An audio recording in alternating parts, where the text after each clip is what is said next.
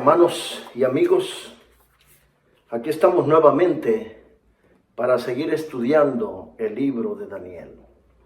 Y en esta ocasión estudiaremos la lección número 6, que se titula De la arrogancia a la destrucción. Y el versículo de memoria se encuentra en Daniel 2:21 y dice: Él muda los tiempos y las edades, quita reyes y pone reyes. Da la sabiduría a los sabios y la ciencia a los entendidos. En Daniel 5, la palabra de Dios nos da un ejemplo poderoso de la arrogancia humana que termina de una manera asombrosa y dramática. A Nabucodonosor le llevó mucho tiempo aprender la lección de la humildad, pero a su nieto Belsasar nunca la aprendió. Entonces, este hombre resultó ser un hombre muy obstinado. Dice que el acto de usar los vasos sagrados, y usarlos en una orgía, dice que Belsasar profanó esos vasos. Ese acto equivale, dice, no solo a desafiar a Dios, sino a atacar a Dios mismo. Entonces esta semana estudiaremos el capítulo 5 de Daniel, que nos enseña la historia de Belsasar, nieto de Nabucodonosor. Y en el capítulo 5, versículo 1 al 4, encontramos lo siguiente. El rey Belsasar hizo un gran banquete a 1000 de sus príncipes, y en presencia de los 1000 bebía vino. Belsasar, con el gusto del vino, mandó que trajesen los vasos de oro y de plata que Nabucodonosor, su padre, había traído del templo de Jerusalén, para que bebiesen en ellos el rey, sus grandes, sus mujeres y sus concubinas. Entonces fueron traídos vasos de oro que habían traído del templo de la casa de Dios que estaba en Jerusalén, y bebieron en ellos el rey, sus príncipes, sus mujeres y sus concubinas. Bebieron vino y alabaron a los dioses de oro y de plata, de bronce, de hierro, de madera y de piedra. Esos vasos sagrados, Nabucodonosor, abuelo de Belsasar, los trajo cuando sitió Jerusalén y la destruyó, y que trajo cautivos a muchos judíos a Babilonia. Este rey trajo esos vasos, los vasos que se ocupaban en el templo de Dios, en los servicios sagrados del Señor. Entonces dice que este rey bebió, no solamente bebió él, sino que bebieron sus grandes, sus príncipes, sus mujeres y sus concubinas. Aparte de ser un monarca orgulloso, era un monarca que practicaba la fornicación, porque tenía sus esposas y tenía sus concubinas. Entonces era doble pecado.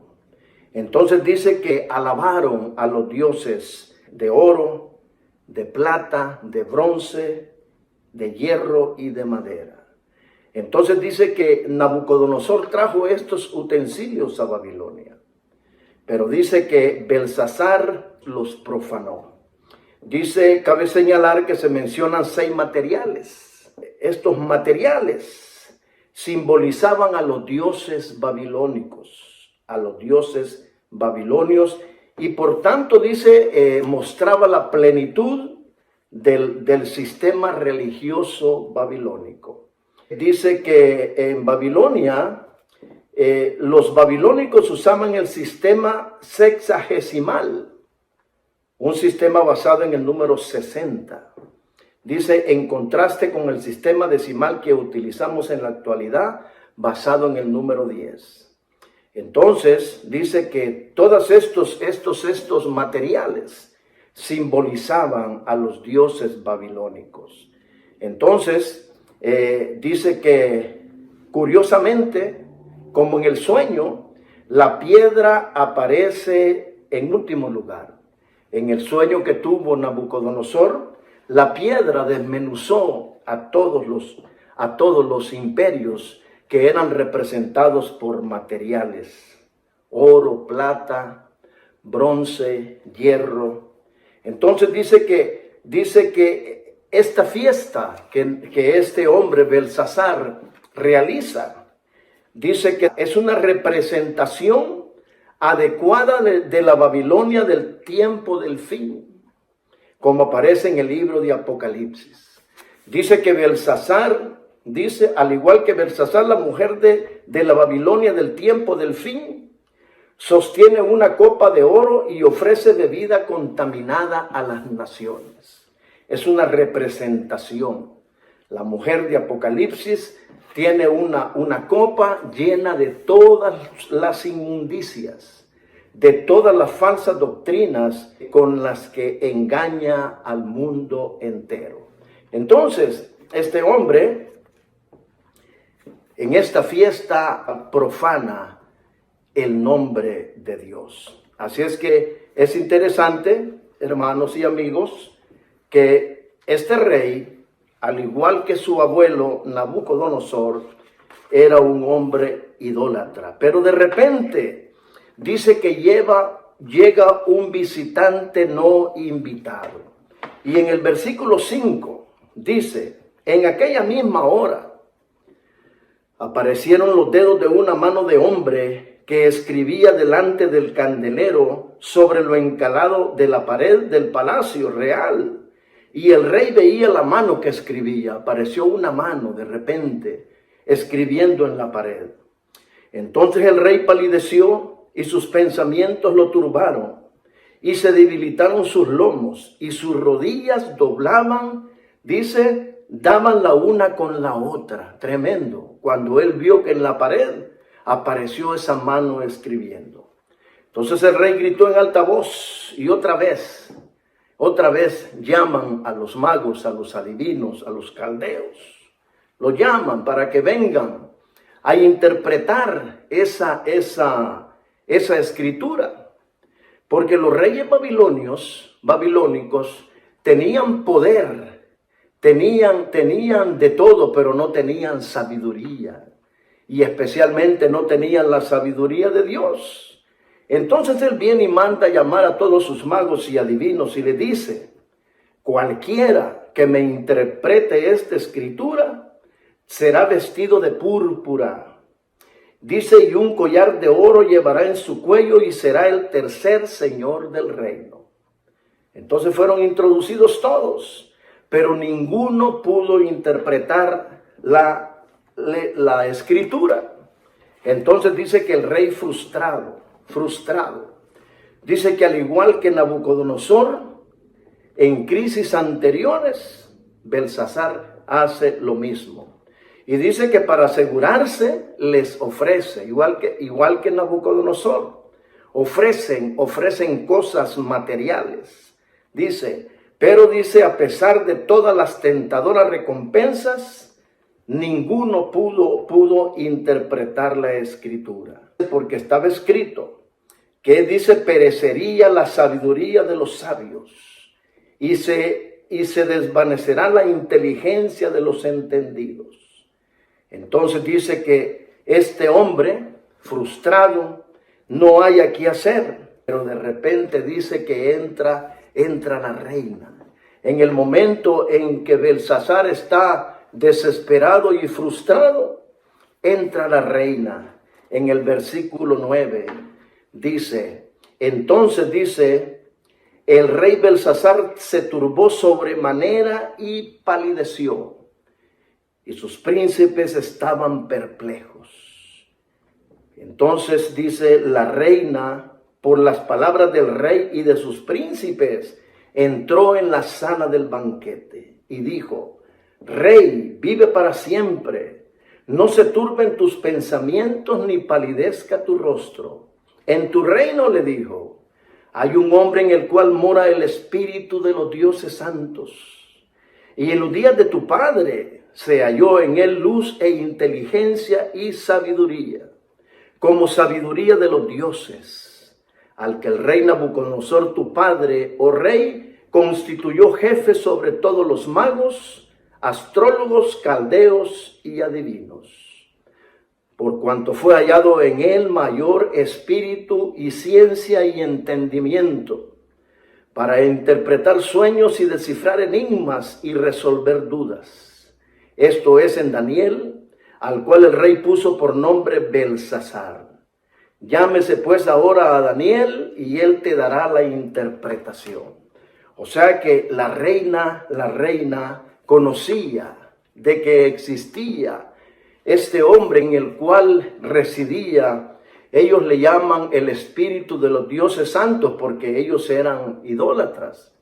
Ellos no creían en el verdadero Dios, sino que creían en los dioses, pero ellos habían visto que Daniel tenía el espíritu del Dios verdadero.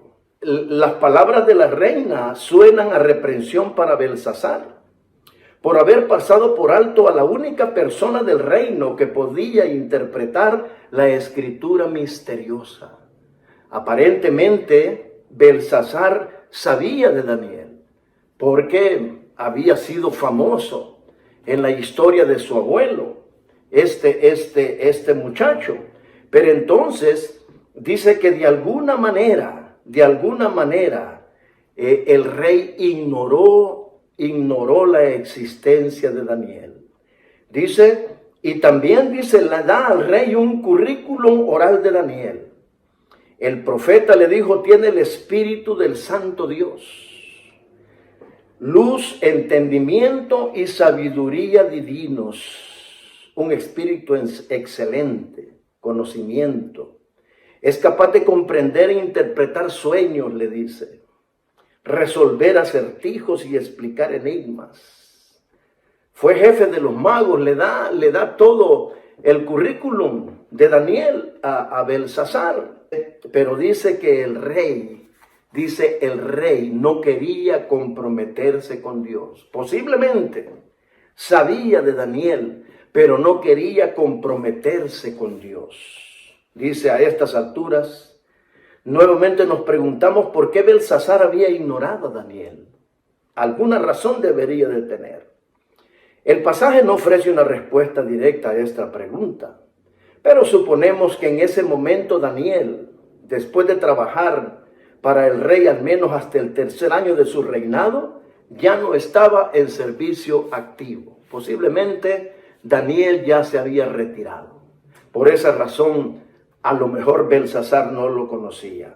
Otro factor podía ser su edad. Probablemente tenía unos 80 años. Y es factible que el rey haya querido reemplazar a la antigua dirigencia por una generación más joven. Eso es común. Cuando en las empresas y en la iglesia y donde sea, cuando la persona se hace mayor, siempre hay que reemplazarla por una persona más joven. Quizá también haya decidido ignorar a Daniel porque no quería comprometerse con el Dios de Daniel. No se quería comprometer. Pero cualquiera que haya sido la razón o la combinación de razones, continúa siendo llamativo que alguien con una trayectoria como la de Daniel pudiera pasar al olvido tan rápidamente. Entonces, cuando dice que Belsasar no se quería comprometer con Dios, así hay muchas personas hoy en día. Hay personas, yo tengo amigos con los cuales yo compartí en mi época anterior a convertirme al evangelio, que cuando ven la diferencia, ellos expresan, ¿verdad?, que quisieran estar en el lado en que yo estoy. Pero cuando yo los invito a comprometerse con Dios, ellos no quieren. Ellos les gustaría, pero no se quieren comprometer porque no quieren dejar su vida pasada.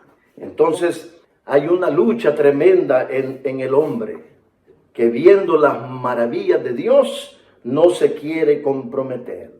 Y dice en Romanos 1, 16 al 32, la ira de Dios se revela contra toda impiedad e injusticia de los hombres, que cambiaron la gloria de Dios y se la dieron a las imágenes, la gente no se quiere comprometer porque está acostumbrada a las religiones, porque hay muchas religiones en el mundo, pero hay unas que son más fáciles que otras de llevar.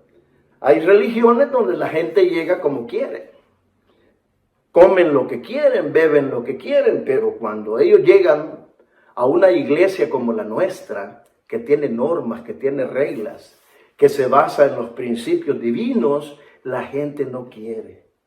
La gente quiere trabajar todos los días y hacer dinero, pero cuando se dan cuenta que Dios pide un día especial, el séptimo, para su adoración, la gente no quiere nada con Dios. Dice, por esto Dios los entregó a la inmundicia, a las concupiscencias de sus corazones, deshonrando sus cuerpos, tanto mujeres como hombres, como no tuvieron en cuenta a Dios, se depravaron. Entonces hay gente que no quiere comprometerse, y eso fue lo que pasó. Eso fue lo que pasó con Belsasar. No se quiso comprometer con Dios. Pero ahora viene la interpretación. El rey está preocupado porque quiere saber qué significa esa escritura. Entonces, del versículo 13 en adelante, entonces Daniel fue traído delante del rey y dijo el rey a Daniel: ¿eres tú aquel Daniel de los hijos de la cautividad de Judá que mi padre trajo de Judea? Yo he oído de ti que el espíritu de los dioses santos está en ti, y que en ti se halló luz, entendimiento y mayor sabiduría. Y ahora fueron traídos delante de mí y le cuentan, ¿no?, la misma experiencia de Nabucodonosor, magos, caldeos, adivinos. Les enseñé la escritura, pero no pudieron resolver. Entonces le dice: si ahora puedes leer esta escritura, le dice, y darme su interpretación, será vestido de púrpura. De púrpura, ¿por qué? Porque el color púrpura era usado en la antigüedad por los reyes y los príncipes. Un collar de oro llevarás en tu cuello. También dice que el collar de oro significaba que esta persona tenía un estatus social y económico bueno. Y será, dice el Señor, el tercer señor del reino. Dice, entonces Daniel respondió y dijo delante del rey: tus dones sean para ti y da tus recompensas a otro.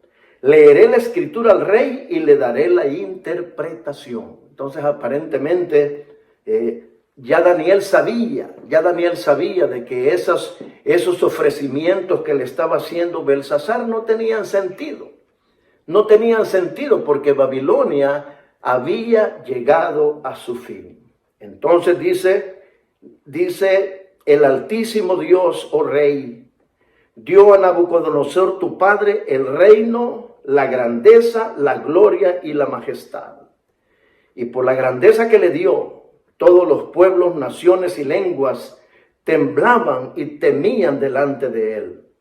A quien quería mataba y a quien quería daba la vida. ¡Qué tremendo! Los reyes de la antigüedad eran así, eran absolutos con la gente. Dice, engrandecía a quien quería y a quien quería humillaba. ¡Qué tremendo!, ¿no? Entonces le dice, mas cuando su corazón se ensoberbeció y su espíritu se endureció en su orgullo, fue depuesto del trono de su reino y despojado de su gloria. Y le cuenta, ¿no?, la experiencia de Nabucodonosor, que Dios le cambió su mente de hombre en mente de animal, y que lo mandó, dice, con los asnos monteses fue su morada. Hierba del campo comía, le creció el pelo, le crecieron las uñas. Tremendo. Dice, hasta que reconoció que el Altísimo Dios tiene dominio sobre el reino de los hombres y que pone sobre él al que le place. Y tú, su hijo Belsasar, le dice, no has humillado tu corazón sabiendo todo esto. Belsasar sabía. Belsasar, los que se enteran más de las cosas de la gente son sus vecinos inmediatos, sus nietos, sus hijos. Entonces Belsasar sabía lo que le había pasado a Nabucodonosor. Él sabía toda la historia de los 4 muchachos, del sueño del capítulo 2 de la estatua, del horno de fuego. Sabía todo eso. Conocía la historia de su abuelo. Pero tú, dice, has ensoberbecido tu corazón. Dice, sino que contra el Señor del cielo te has ensoberbecido. E hiciste traer de ti, dice, los vasos de su casa. Y tú y tus grandes, tus mujeres y tus concubinas, bebiste en ellos. Además de esto, diste alabanza a dioses de plata, oro, bronce, hierro, madera y piedra, que ni ven, ni oyen, ni saben. Y este es un mensaje para los hermanos cristianos que todavía adoran imágenes. Dice que las imágenes no ven, no oyen, ni saben. Es absurdo estar postrado delante de una imagen que no oye, que no sabe, que no habla. Dice, y al Dios le dice, al Dios en cuya mano está tu vida. Qué tremendo, ¿no? Y dice, y cuyos son todos tus caminos, nunca honraste. Entonces de su presencia fue enviada la mano que trazó esta escritura. O sea, le dice, tú, dice, conociendo el poder de Dios, teniendo la experiencia de tu abuelo, no te has humillado delante de Dios. Y es que una de las cosas, hermanos y amigos, que el Señor aborrece es la arrogancia, la soberbia. Porque cuando un hombre o una mujer son soberbios, toman el lugar, se creen más que Dios, ¿verdad? Se creen más que Dios, porque sienten que no necesitan de Dios. Y los invade el mismo espíritu de Satanás. Porque estudiamos la semana pasada que ese fue el espíritu, la arrogancia, el orgullo, lo que tomó el corazón de Lucifer cuando se levantó contra Dios. Entonces le dice, la escritura es esta, y le dice, Mene, Mene, Tekel, Uparsin. Eso se escribió en la pared. Mene, Mene, Tekel, Uparsin. Y esta es la interpretación del asunto, le dice. Mene, dice, quiere decir, contó Dios tu reino y le ha puesto fin. Mene, y se lo repite 2 veces. Mene, Mene. Tekel dice, pesado has sido en balanza y fuiste hallado falto. Y Perez, que es un equivalente a Uparsin, tu reino ha sido roto y dado a los medos y los persas. Qué tremendo, ¿no? Contó Dios tu reino y le ha puesto fin.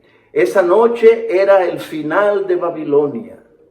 Era el final. Y mientras los medos y los persas estaban afuera de los muros, Belsasar hacía una fiesta placentera, una orgía, donde bebían y donde hacían cosas tremendas. ¿Por qué? Porque él se sentía seguro. Se sentía seguro. Dice que los muros de Babilonia tenían 7 metros de ancho. Es lo que decía la lección de la semana pasada. Los muros de Babilonia tenían 7 metros de ancho y parece que 14 metros de alto. O sea que el rey decía, pues, los medos y los persas nunca van a entrar. Entonces dice que Dios le dijo, pesado fuiste en balanza y fuiste hallado falto. Y tu reino ha sido roto y dado a los medos y los persas. Esa misma noche dice que fue la transición de la cabeza de oro a los pechos y brazos de plata. Fue la transición. Y esta es una conjetura que yo hago, que aunque Belsasar hubiera sido un rey bueno, el cambio se tenía que dar, porque la historia llegaba a su fin y Dios decía que en esa misma noche Babilonia dejaba de existir y le daba paso al reino de los medos y los persas. Belsasar, claro, como estaba borracho, no prestó atención. Pero entonces él dice, se olvidó de glorificar a Dios. Dice, el rey y sus sabios debieron haber sabido su significado básico. Ellos debían haber sabido. Mene, contado, Tequel, pesado, y Pérez, dividido. Tu reino fue contado, pesado y dividido. Entonces dice, como el ejército medo-persa estaba a las puertas de Babilonia, el rey y los sabios debieron haber sospechado algún significado ominoso en esa escritura. Pero los sabios no se atrevieron a mencionarlo nada desagradable al rey porque los hubiera mandado a matar. En el caso de Daniel, porque él sabía que Daniel estaba protegido por Dios. Él había visto las manifestaciones divinas. Entonces solo Daniel demuestra ser capaz de decodificar el verdadero mensaje con una declaración significativa para transmitir su significado completo a Belsasar. Entonces, hermanos, esa misma noche, Babilonia llegó a su fin. Entonces, la misma noche que recibió la interpretación, Belsasar murió y Babilonia fue tomada por los medos y los persas.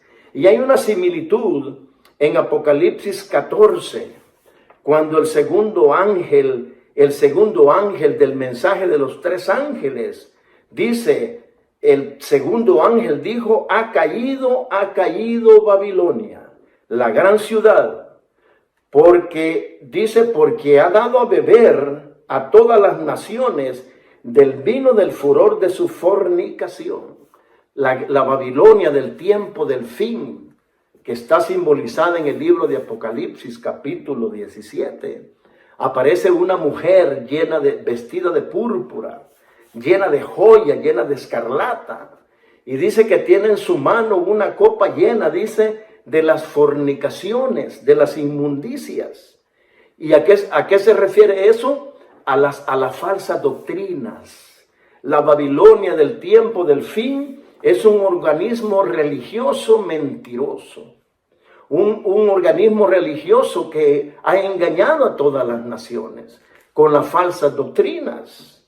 Y nosotros sabemos de que la fiesta de Belsasar, cuando él bebió vino en los vasos sagrados, simbolizaba a la caída de la gran Babilonia.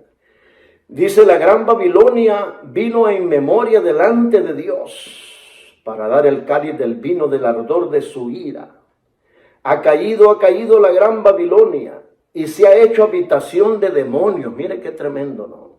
Se ha hecho habitación de demonios y guarida de todo espíritu inmundo y albergue de toda ave inmunda y aborrecible. Y nosotros sabemos quién es la Babilonia del tiempo del fin. Es un organismo religioso, una iglesia que enseña en contra de lo que enseña la palabra de Dios. La palabra de Dios dice que los muertos nada saben, que su mente es puesta en olvido, según Eclesiastés capítulo 5. Pero la gran Babilonia enseña que los muertos, que una vez que las personas mueren, siguen viviendo. Y dice la gran Babilonia que si la persona era buena, va al cielo. Si era mala, va al infierno. Y si era medio, hasta películas han hecho de eso. Hasta películas hacen. Hay una película que la están dando en estos días acerca de un artista que murió hace años. Y entonces este hombre, cuando murió, quedó en lo que Babilonia le llama el limbo. Entonces en el limbo no iba al cielo porque había sido tremendo pecador, pero tampoco iba al infierno porque había sido medio bueno, hacía obras de caridad. Entonces esas son las ideas que Babilonia le ha enseñado a la gente. Pero la Biblia dice claramente de que los muertos nada saben. La muerte es un sueño. También acerca del día de reposo, la palabra de Dios dice que es sábado, que es séptimo día. pero Babilonia enseña que es domingo. Y aparte de Babilonia, las demás iglesias evangélicas siguen su enseñanza. Entonces, esas son las doctrinas falsas que Babilonia enseña. Pero llegará a su fin. Como llegó a su fin la Babilonia literal, de allá en tiempos de Belsasar, también la Babilonia del tiempo del fin caerá. Así es que, hermanos y amigos, hoy es el tiempo de poder aceptar a Jesús como nuestro Salvador. Y aceptar a Jesús como nuestro Salvador también significa aceptar la palabra de Dios, la Biblia, porque nosotros no nos basamos en libros hechos por hombres, sino que por la palabra de Dios, que fue escrita sí por hombres, pero por hombres inspirados por el Espíritu Santo. Entonces nosotros, como adventistas del séptimo día, nos basamos en un escrito está de la palabra de Dios. Pero claro, Babilonia enseña mentiras, y entonces, y mire cómo le llama la palabra de Dios a la Babilonia del tiempo del fin. Le llama, dice, la gran ramera, la madre de todas las rameras. O sea que Babilonia es la gran ramera, y las demás iglesias que siguen sus enseñanzas son sus hijas. O sea que ella es la gran prostituta, y sus hijas son sus hijas, que son también prostitutas. Prostitutas en el sentido espiritual, que no enseñan la palabra de Dios como debe de ser. Entonces, mis queridos hermanos y amigos, es tiempo de estudiar la palabra de Dios y poder informarnos cuál es el verdadero camino para agradar a Dios. Dice, las grandes fiestas eran comunes en las cortes del mundo antiguo. A los reyes les encantaba hacer fiestas con extravagancia y lujo para mostrar su grandeza y seguridad en sí mismos. Aunque no conocemos todos los detalles de esta fiesta en particular, sabemos que tuvo lugar cuando el ejército medo-persa estaba preparado para atacar Babilonia. Pero humanamente hablando, no había razón para preocuparse. Babilonia tenía paredes fortificadas, un suministro de alimentos para muchos años y mucha agua. Entonces, según Belsasar y su gente, los medo-persas iban a pasar ahí años y no iban a poder entrar a Babilonia. Dice, porque el río Éufrates atravesaba el corazón de la ciudad. Tenían agua en abundancia y mucha comida. Así que el rey Belsasar no tuvo reparos en hacer una fiesta, mientras el enemigo rodeaba la ciudad, y ordenó una celebración trascendental que pronto degeneró en una orgía. Y en una orgía hay de todo. Allá hay vino, hay comida, hay sexo ilícito, hay de todo en una orgía. Imagínense ustedes los vasos sagrados del Señor en medio de toda esa orgía. Por eso el Señor tuvo que reprenderlo. A Nabucodonosor le quitó el reino temporalmente, pero a este Belsasar lo quitó del todo, porque se había llegado el tiempo de que Babilonia cayera. Dice, qué poderoso testimonio para la arrogancia de la humanidad, especialmente en contraste con el poder del Señor. A través de Daniel, Dios le dice al rey que a pesar de las oportunidades que tuvo para aprender la verdad, al Dios en cuya mano está tu vida, le dijo, y cuyos son todos tus caminos, nunca honraste. La historia de las naciones nos habla a nosotros hoy. Dios asignó a cada nación e individuo un lugar en su gran plan. Hoy los hombres y las naciones son probados por la plomada que está en la mano de aquel que no comete errores. Por su propia elección, cada uno decide su destino y Dios lo rige todo para cumplir sus propósitos. Profetas y Reyes 393. Entonces, en esta semana hemos estudiado acerca de la arrogancia. La arrogancia. La última noche de Babilonia estuvo marcada por una gran celebración. Jenofonte y Heródoto indican que los babilonios estaban celebrando una fiesta habitual. La Biblia no menciona las razones de la fiesta, pero los eruditos han especulado que podría haber sido la fiesta de Año Nuevo, los babilonios. Cualquiera que haya sido, siendo que los medos y los persas estaban listos para atacar Babilonia, nos preguntamos por qué hizo fiesta Belsasar. O sea, le faltó sabiduría.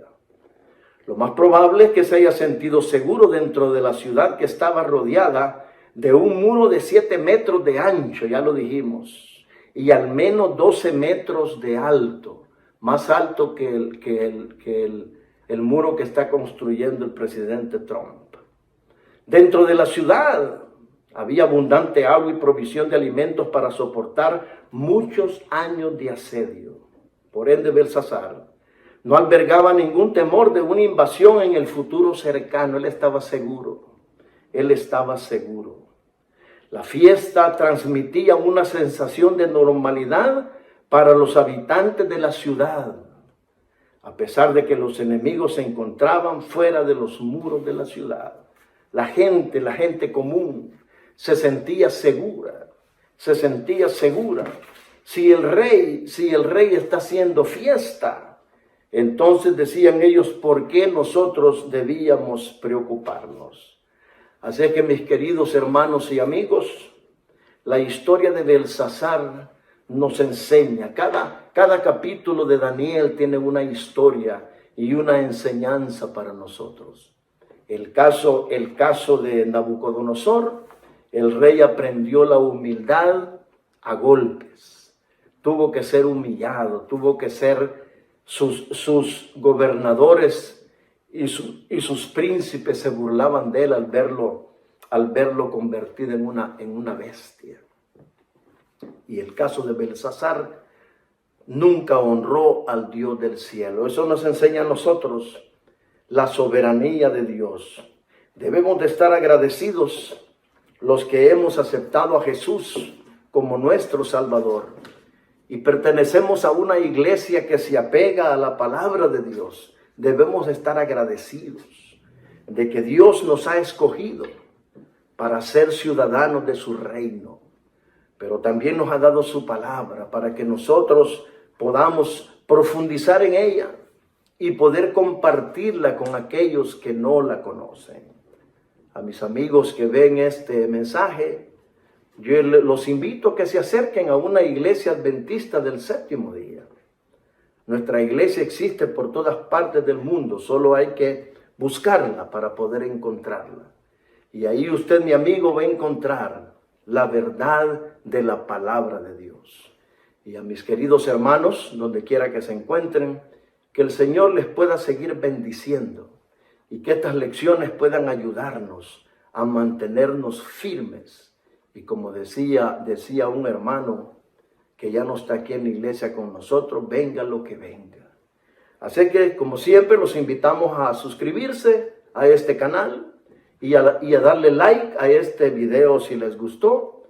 Y nos veremos, si Dios permite, la próxima semana. Que el Señor me los bendiga. Oremos. Amado Dios y Padre nuestro que moras en los cielos, te doy gracias de nuevo, Señor, por la oportunidad que me diste de poder compartir esta lección. Permite, Señor, que lo que hayamos estudiado pueda ser de beneficio para todos nosotros. Lo rogamos todo y lo agradecemos en el precioso nombre de Jesús. Amén. Más un dulce